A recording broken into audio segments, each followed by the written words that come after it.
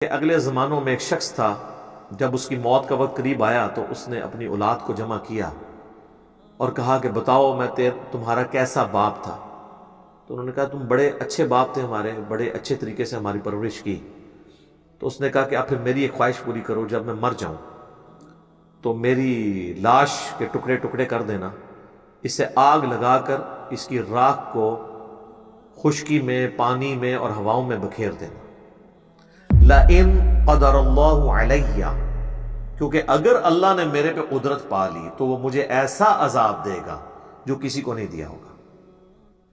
بس یہ کہہ کہ وہ مر گیا۔ اس کے پچھلوں نے یہی کیا۔ اللہ تعالیٰ نے ہواؤں کو، پانی کو، خشکی کو حکم دیا کہ اس کی راکھ سمیٹو، اور دوبارہ سے اسے زندہ کر لیا۔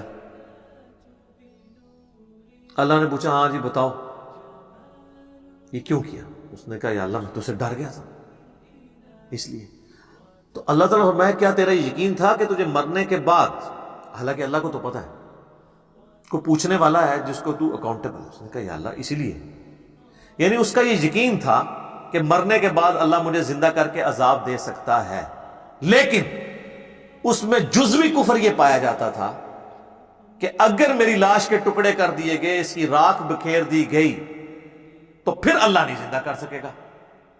یہ مطلقاً کفر نہیں تھا، جزیات میں کفر تھا۔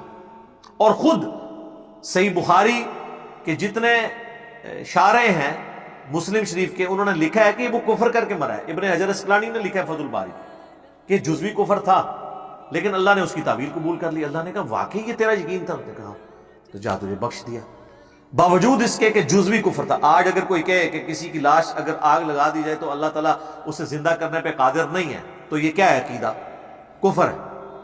تو یہ تو تھا اس کے اندر، اور بخاری مسلم دونوں میں حدیث ہے، اور مشکات میں دوسری جلد میں اللہ کی رحمت والے بیان کے اندر یہ حدیث موجود ہے۔ تو کفر والے کی بخشش کس طرح ہوگی؟ اس لیے کہ اس کا جزوی کفر تھا۔ اگر کلی ہوتا ناٹ ایٹ آل۔ تو اس طریقے سے اگر کسی کو غلطی کو لگ گئی، ہم اس کی اصلاح کی کوشش ضرور کریں گے، دعوت پہنچائیں گے۔ وانس جب دنیا سے چلا گیا اس کے لیے دعائے مغفرت کریں، وہ مسلمان تھا۔ اور جس کو آپ کافر نہیں کہہ رہے نا، وہ مسلمان ہی ہے، چاہے وہ کلمہ گو مشرک ہے، وہ بدعتی ہے، آپ کوئی بھی اس کا نام بد مذہب کہہ کے نام رکھ لیں، اور اپنی ڈاکٹرن میں اسے آپ گستاخ رسول بھی کہہ دیں۔ یہاں تو یعنی جس کے عقیدے دوسرے سے میچ نہ کر رہے ہیں وہ خام خواہ اسے گستاخ رسول بھی کہتا ہے، چاہے وہ بیچارہ نماز بھی پڑھتا ہو، نبی علیہ السلام سے عقیدت بھی رکھتا ہو۔ کوئی بھی کلمہ کو گستاخ رسول ہو سکتا ہے جان بوجھ کے۔ تعویل کی غلطی کسی کو لگ سکتی ہے، آپ اس کو ہائی لائٹ کریں بس، دیٹس آل۔ لیکن وہ آپ پابند نہیں کہ آپ جن عقیدوں کو مانے میں یہی پھر آپ انجیکٹ کرنے کی کوشش کریں اس کے اندر۔ آپ اصلاح کریں، وہ بھی دلائل کے اوپر چل رہا ہوگا، جو اس کے نظر میں ٹھیک ہے وہ اللہ کو فیصلہ کرنے دیں۔ مرنے کے بعد کا فیصلہ اللہ نے کرنا ہے۔ یہ علماء کا کام نہیں ہے کہ وہ فیصلہ کریں کسی کے مرنے کے بعد کہ جی اب ہم اس کے لیے دعائیں مغفرت بھی نہیں کریں گے۔